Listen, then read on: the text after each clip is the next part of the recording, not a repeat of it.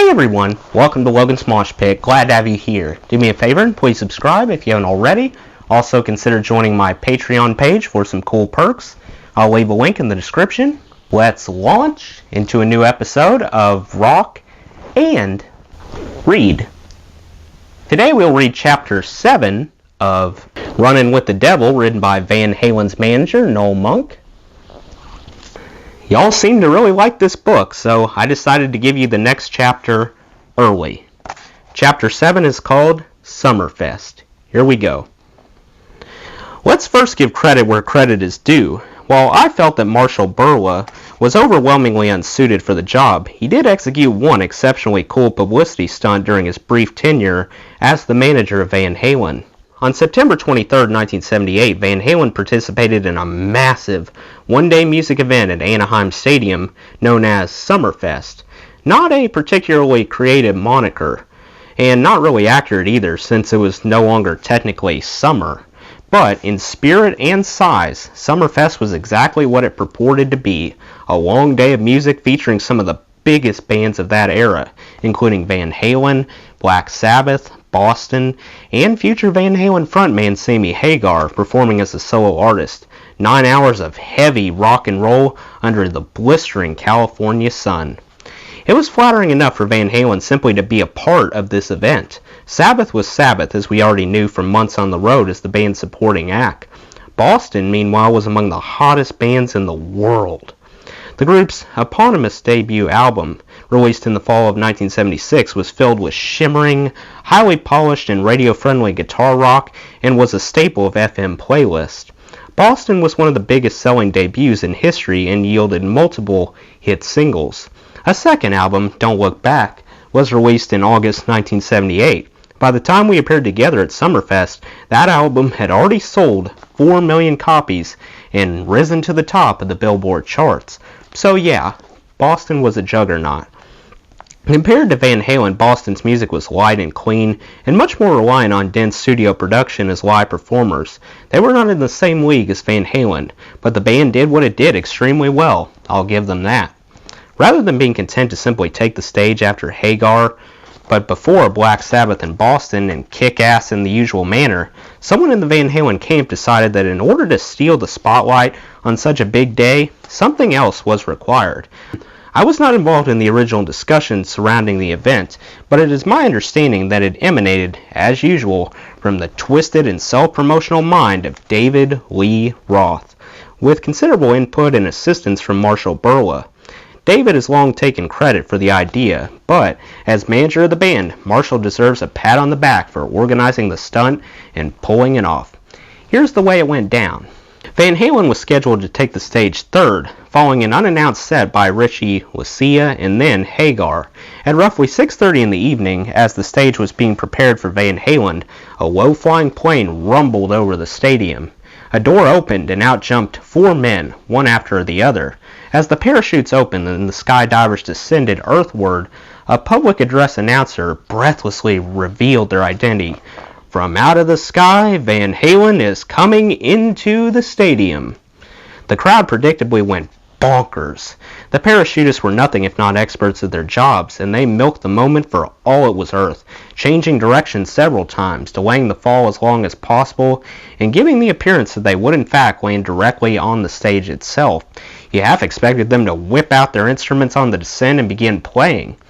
And as they drew near, the parachutists pumped greater life into the hoax, giving the crowd a glimpse of the long hair hanging from beneath their helmets. Holy, it really is Van Halen. But of course, it wasn't. The boys were in fact hiding in a van just beyond the stadium gates, dressed in exactly the same outfits worn by the quartet of professional parachutists, who were by now just a few hundred feet above the stadium. At the last moment, the parachutists expertly changed their flight pattern once again, floated safely beyond the stage and the stadium, and landed in the parking lot. There they quickly ducked into the van, from which moments later emerged David, Alex, Edward, and Michael. The 4 members of Van Halen ran onto the stage in full hospital green garb. After absorbing a monstrous standing ovation for the better part of a minute, they peeled off their parachute gear, picked up their instruments, and lit into a thunderous version of On Fire. Adding drama to the scene was the fact that Alex was actually in significant pain and had trouble climbing up the drum riser thanks to a sprained ankle incurred when he tripped over a cable on his way to the stage. The mind boggles thinking about what might have happened had he actually jumped from that plane. While most of the crowd was appropriately duped into thinking they had witnessed Van Halen making the most awesome entrance in the annals of rock, skepticism began almost immediately backstage among the media and other attendees who were a little less naive and a lot less inebriated. But Marshall refused to give in, instead playing the role of Carney Barker to the very end. "These boys have been practicing this jump for months," he swore. "They were ready for it." Well, someone was anyway. In reality, the only practicing Van Halen did was making sure they knew how to unzip their outfits quickly when they got on stage. That part they executed perfectly. Once on familiar turf, they did what they always did, put on one hell of a show. With the crowd still going nuts, Van Halen left the stage sweaty and swaggering as usual. Boston was up next, and you could almost imagine Eddie and Dave saying, "Top that, mother," as they walked off, leaving a sea of crazed fans, including many topless young ladies, in their wake. Interestingly, at one point in Boston's set, lead guitarist and band mastermind Tom Scholz copied a guitar solo that Edward had played just a short time earlier. Was it a tip of the hat to the young virtuoso, or was it something he did out of envy, to let the crowd know that Eddie wasn't the only guitar wizard in the house? Anything you can do, I can do better. My guess would be the latter, and certainly Eddie viewed it that way. But this was the type of response that Van Halen in general, and Eddie in particular, provoked in those days. Like most artists, musicians can be shallow and insecure, and when Eddie was on his game, as he was throughout the late 70s and early 80s, he made most guitar players look and feel inadequate. There is no question that Summerfest was among the highlights of the year for Van Halen in every way imaginable. For Marshall Burla, this was a singular success, yet it could not salvage his diminishing influence on the band. For months, Marshall had not seemed to realize that one of the most important characteristics of any manager is visibility. From the outset, Marshall was a mostly spectral presence, preferring the comfort of home and office to the rigors of the road. Now, there are some managers who can make this arrangement work, either through charisma or sheer power. Marshall was neither charismatic nor powerful, but I suspect he felt that his position was secure simply because Van Halen, when Marshall was appointed as manager, was a new and unproven commodity. What were they going to do? Fire him? Well, yeah, as it turned out, that's exactly what they did. Like me, the boys in Van Halen, David in particular, figured out early on that Marshall seemed lazy. He'd show up on the road only once in a while, typically in the more attractive cities, often with his wife in tow. The band always picked up the tab. These were, technically speaking, business expenses, and I suppose they might have been overlooked had Marshall consistently given the appearance of being diligent about his job, but mostly he seemed distant and disinterested, which understandably led to nagging doubts among the band members about whether Marshall was the appropriate person to guide their suddenly soaring careers. I had doubts from the first time I met him, and once the seeds of doubt were sown, there really is no turning back.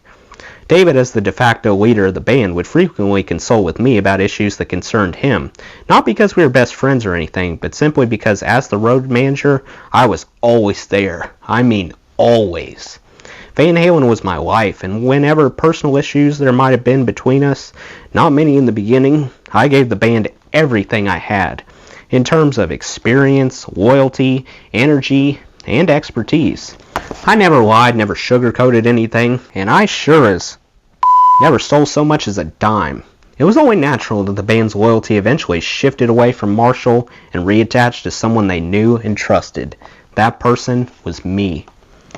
Appearances to the contrary notwithstanding, most relationships do not end suddenly. This is true of friends, romantic partners, and business associates alike.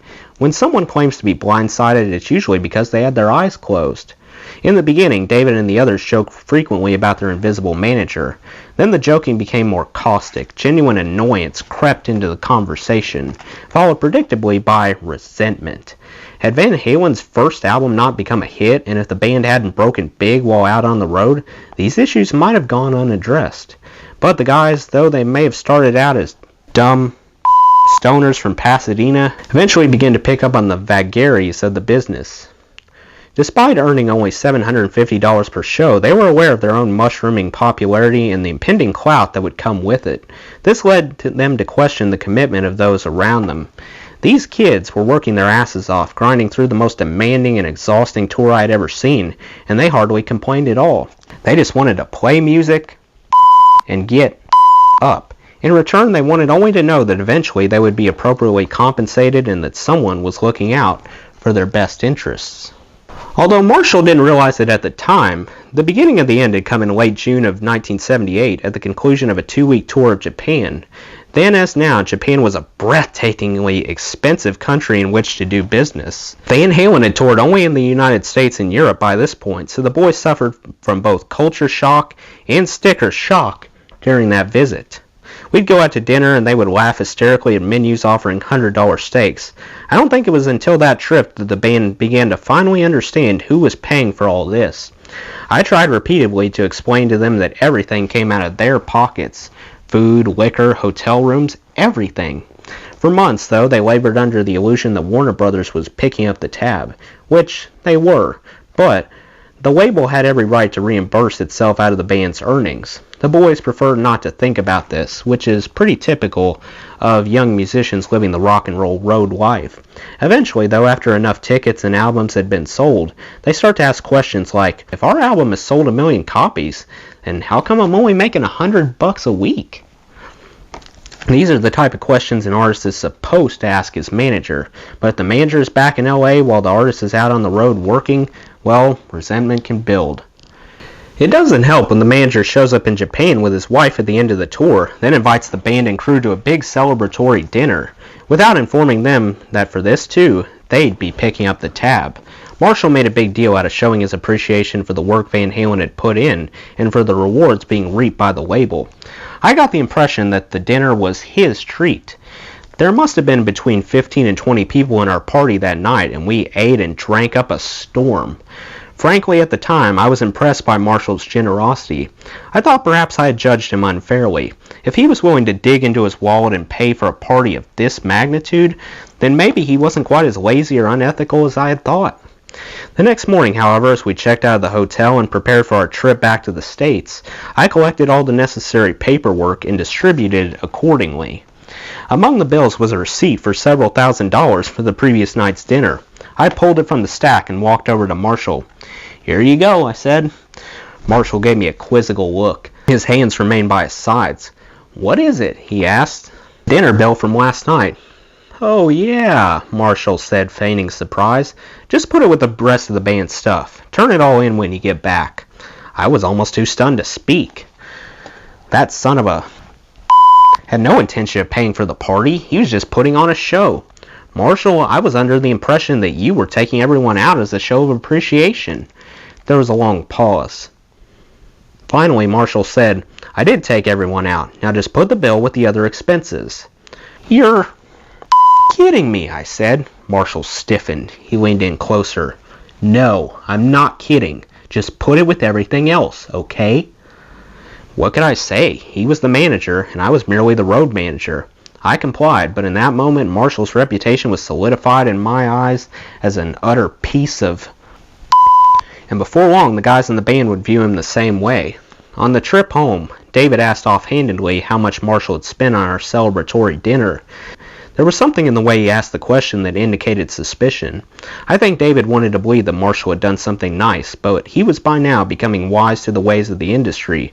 Skepticism was always a healthy attitude, and I wasn't about to lie. "Actually, David, I should probably be thanking you for that dinner." "What do you mean?" "Marshall billed everything back to the band." David's head jerked back. His face went crimson. "How big a bill are we talking about?" I shrugged. His total bill, including travel, came to almost $10,000. David's eyes narrowed. I had never seen him quite so angry. "That mother! How could he do that?" "Perfectly legal," I said. David scoffed. "Yeah, but still." I nodded. David sat there quietly for a while longer before finally ending the conversation with, "What a pile of garbage." The Fox parachuting stunt a few months later offset some of the contempt the band felt toward Marshall and demonstrated that he was, when engaged, capable of creatively marketing his band. This event stood in sharp contrast to an earlier unsuccessful attempt at merchandising in which the band overpaid for several thousand flimsily constructed painter caps that we wound up giving away. In terms of poor judgment, nothing surpassed Marshall's almost incomprehensible decision to share with a select audience road movies of Van Halen at its best. Or worst, depending on your moral compass and how easily offended you might be. Marshall's modus operandi was to integrate himself with the band through as an assortment of juvenile tactics, including bad jokes and stupid card tricks. When he was on the road, he was not so much inclined to join in the partying, but he enjoyed chronicling the proceedings with a handheld 8mm video camera. The boys, with typical naiveness, found it all harmless and even a bit flattering. Hey, the manager is filming me while I'm having sex with 2 girls at once. I found the behavior thoroughly unprofessional and deeply weird as well, but since Marshall wasn't around all that often and the band didn't seem to mind, I let it go. Sometimes, though, I found myself wondering what he had done with all those hours of videotape and what might happen if they fell into the wrong hands. I don't mean to imply that Marshall filmed only the sexual exploits of the band. That would not be true. When he was on the road, he filmed practically everything, from meaningless conversations backstage to impromptu comedy sketches in hotel rooms and on buses. And he did shoot a lot of amateur content featuring the members of Van Halen, most notably David Lee Roth, who was the featured performer in probably 75% of the X-rated films. Some of these were surprisingly well done. Peter Anglus was a lighting man, of course, and often he would help out with production so the scene would be expertly lit. I remember one scene in which Peter stood off to the side holding a hotel lamp, providing not just proper lighting, but narrative accompaniment as an eager girl performed on David. "See, girls, this is how it's done," Peter said before providing the blow by blow. I was not present when this incident occurred, but I did see the videotape afterward because Marshall put all the footage together and had it transferred from 8mm into VHS format. Again, I did not know what to make of this behavior. If a member of the band or crew wanted to assemble such a package, I suppose it was fine, but for the manager to do it? Aside from raising questions about Marshall's judgment, it provoked legitimate concern about his suitability for the job. In my view, a manager should do his best to avoid getting down in the gutter with his band. He's supposed to make sure they rise from the gutter unscathed. I'm not sure Marshall understood this. He shot several long hours of video footage, not just a couple minutes. He cataloged the results, tagging each with a descriptive term, often X-rated or funny. I honestly don't know what he was thinking, or if he was thinking at all, because he should have realized that the emergence of these videos could make him look bad and would make the band look bad. There was nothing to be gained. So what on earth could have compelled Marshall to hold a private screening of some of the video footage for an audience of secretaries and staff, almost entirely female, in the Warner Brothers offices in Burbank? I can only surmise that it was an attempt to portray himself as some sort of hero, a chronicler of the high times and hard work that go into making a successful rock band. Unfortunately, embedded among the harmless hijinks and concert footage was a significant amount of explicit sexual content. Far from being impressed by these scenes, the Warner secretaries were predictably and understandably horrified. I mean, talk about not reading the temperature of a room. What in God's name was Marshall thinking? This was exactly the question posed to me by both Carl Scott and the guys in the band, all of whom responded with a mix of anger and bewilderment when they found out about the private screening. "He's going to ruin their careers," Carl said. "What is he doing?" I had no answer, nor did I understand why one was expected of me. In the eyes of the band, Marshall never recovered from that incident. Unbeknownst to me, David spent a good portion of the latter stages of the tour contemplating the dismissal of the band's manager and discussing with the other guys exactly how it would go down and who should replace Marshall. One night late in the fall, David pulled me aside after a show. This in itself was unusual. Most nights David liked to get right into the party scene, lining up sexual partners and throwing back drinks or smoking weed, but now he was quiet and reserved, even in the afterglow of yet another great performance. "I have to talk to you, Noel," he said. "Fine, David. What's on your mind?" He led me into a utility room filled with maintenance equipment, paints, brushes, ladders, brooms, and the like, and a sad little room with no windows and a heavy scent of petroleum products. "Better not stay in here long or we'll get too high to talk coherently," I joked. But David neither laughed nor smiled. Instead, he sat down on the bench and let his head fall into his hands. David, what's wrong? I was accustomed to seeing David in various extremes of emotion, happy, angry, manic, but I had rarely seen him sad. We've done a lot of talking, he began, and we all agree that we have to make some changes. I wasn't quite sure where this was going. It almost felt like I was about to be fired, but this was preposterous. I had done a good job for the band, and I knew that they believed in me and trusted me. Something else was happening. Just spit it out, I said. You'll feel better. David nodded. Okay, here it is. We want you to manage the band. I was flattered and surprised, and at first didn't know how to respond. First of all, Marshall was still the band's manager, although his contract was due to expire at the end of the year. Second, I understood the magnitude of the task and knew the personalities involved. It was one thing to be Van Halen's road manager. It was quite another to be the band's personal manager. You know, David, I've never been a manager before. He nodded. I don't care. Well, I want to say it anyway, just so we're clear. I have been a road manager, production manager, stage manager, and a security guy, but I have never managed in the big leagues, and I think next year you guys are going to be in the big leagues. Yeah, I think so too, David replied, and I don't care. None of us do. We want you to be our manager. Are you speaking for yourself or the band? We talked it out, he said. We're all in agreement. Everyone wants you. Let me think about this for a second. I paused. Okay, David, I would love to be your manager. He clapped his hands together. Fantastic, Noel. But first, let me finish, please. I'd love nothing more than to take over the reins and run this band right up to the top. But with all due respect, I think it's best that you guys go out and interview some other candidates to make sure you're comfortable with this decision. David seemed surprised. I think he was also impressed. Got any suggestions, he said. Sure, start with Bill Aucoin, Kiss's manager. Talk to all the big shots, let them show you their wares, listen to their business plan, and then go with your gut. Okay, David said, but you know, you could lose us. I threw up my hands in surrender. Maybe so, but I want you to get a fair deal. You owe it to yourselves to shop around, kick some tires, meet the big shots, and see what they can offer, because all I can give you is fortitude and honesty and whatever knowledge I've gained over the years. I think that's worth something, but we both know that I am not a big shot. Fair enough, David said. We shook hands. I honestly figured that by the end of the year Van Halen would have a new and powerful management team befitting an act so obviously on the upswing. I wasn't even sure that I'd still be the road manager. But my dignity was intact. I would sleep well knowing that I hadn't tried to steer the band in a particular direction based solely on my self-interest. If their due diligence told them that I was the best candidate, great. I was up for the job. If not, well, we'd all move on. No hard feelings.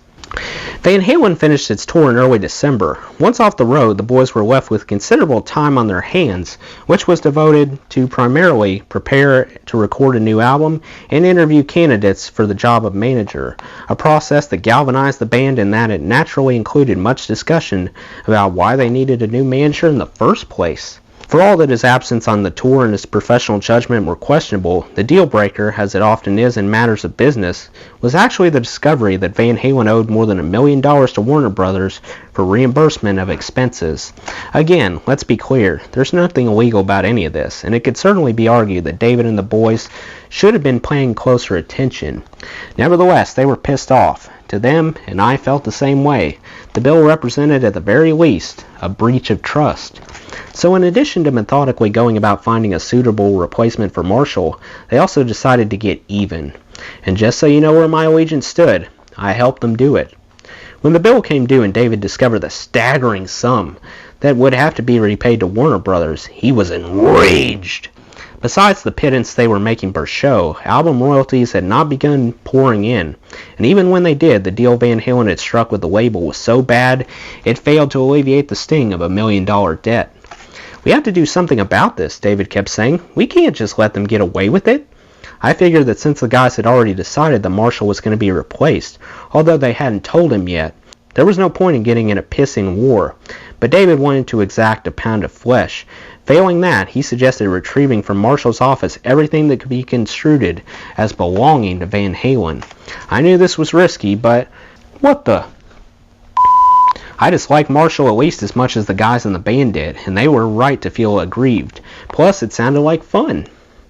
So late one night when Marshall was out of town, we all broke into his office and took everything that pertained to Van Halen. Files, posters, albums, and all sorts of memorabilia. Basically anything the guys thought was rightfully the property of Van Halen. I even recall a few gold records being peeled from the wall. A few weeks later, while staying at the Sunset Marquis in West Hollywood, I returned from a show at the Roxy and noticed instantly that my briefcase was missing. The sliding glass door leading to the first floor patio was slightly ajar. I know for a fact that it had been closed and locked when I left, so obviously the intruder had broken in through the patio. Among the items in that briefcase, never recovered, were about $5,000 in equipment, a 1-ounce gold coin from South Africa, and roughly $1,000 in cash. Oh, and a small assortment of high-quality mood-altering substances. A coincidence? Karma? Who knows? But in the future, I avoided ever taking a room on the ground floor. The next day I went to my office. There was a box sitting on my desk. I recognized it as one that we had pilfered from Marshall's office. The band had already gone through it and taken everything they wanted. The rest was left for me.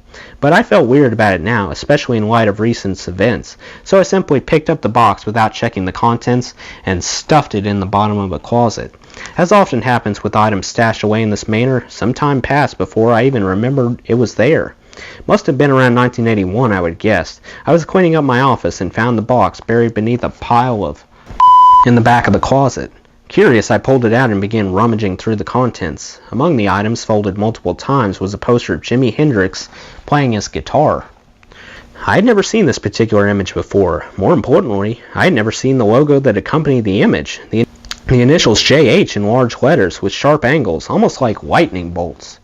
I stared at it for a moment. Man, that looks familiar. Then it hit me. With a few slight variations, the Hendrix logo was nearly identical to the iconic Wing Van Halen logo that first appeared on the band's debut album. I knew there had been a bit of a dispute over the artwork for that album, that the band and Marshall had rejected the original artwork proposed by Warner Brothers. I always loved the Van Halen logo and presumed that it had been a purely original work of art. But now? Well, either someone had been greatly inspired by the Hendrix logo that I now held in my hands, or this was the most remarkable coincidence in the history of rock and roll. Either way, it was quite the eye-opening experience, and I never did tell anyone about it until now. By early January of 1979, Marshall was gone and the band had finished interviewing candidates for his replacement. The process apparently had been less than inspiring, which is why David called me one day and suggested we all get together at the Riot House where I was staying. We've been to everyone, David said. Naturally, he didn't mean everyone, but rather a handful of people who represented top-line management. Our opinion hasn't changed. I interrupted him. Did you meet with the guy from Kiss? I figured if anyone seemed my likely candidate, it was Bill Aucoin, who was nothing if not a star maker. He had shot Kiss into the stratosphere of popularity practically overnight. Imagine what he could have done with Van Halen. Yeah, we did, David said. He shook his head. He kind of talked down to us, spent the whole meeting talking about himself, but that wasn't the worst part. In the middle of the meeting, he called a guy into his office and had him shine his shoes while we were talking.